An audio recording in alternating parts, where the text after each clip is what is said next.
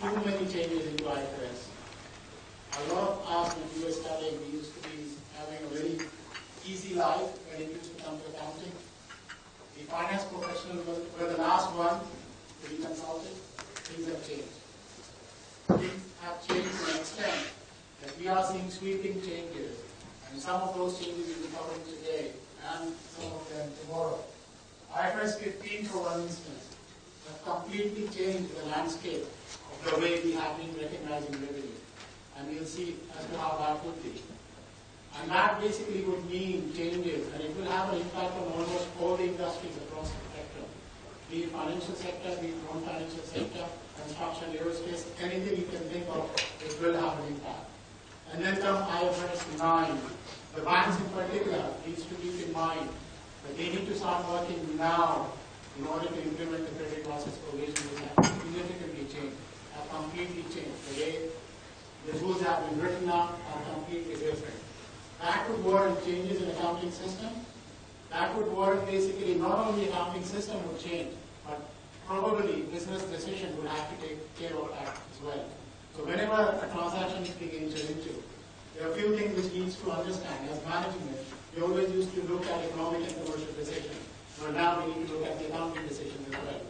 Because you may achieve the economic objective, you may achieve the commercial objective, but you may end up, because of the rules being set up jointly by ISB and FASB, the way the rules have been set up, you really may not be able to achieve the accounting objective. And that is why, as finance professionals, we all need to work together in order to ensure that those objectives are met.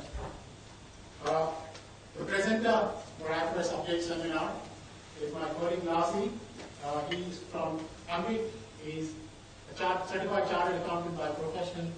We have been using Lassi for the past 4 or 5 years now across MENA. He speaks on IFRS across the world. He's well known, and some of you most probably have come because of the way you have liked his presentation in the past. So without further ado, I'll hand over to Lassi, and Lassi will take it over from here. Good morning, everybody. Let me introduce myself, just in order to keep the habits. My name is Lassi. Yeah, actually it's Laszlo Péter, but probably it won't be pronounceable for any of you. Today we are going to deal with several very important issues. And as you have heard, we are going to start today with the revenue standard.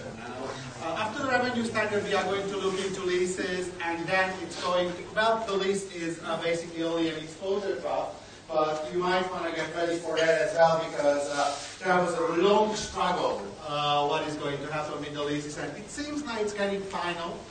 And at the end of the day, we are going to have a long afternoon, because that's going to be the IFRS 9, which is probably going to be the most complicated of all.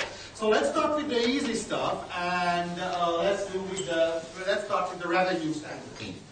Okay, the first thing is that this standard was weighted by almost everybody, because the current revenue recognition standard, IAS 18 and IAS 11, to be honest, is not a very high quality standard, okay? There are a lot of issues that we need to take care of here, and actually, to be honest, it wasn't actually answering all the questions. Now, before going any further, currently, wherever you have a revenue, the revenue is currently separated into 3 streams. One of the streams, according to IAS 18, how to deal with the revenues coming from selling goods. How is the revenue coming? How do you recognize the revenue coming from services? Well, and we had a third group, which is basically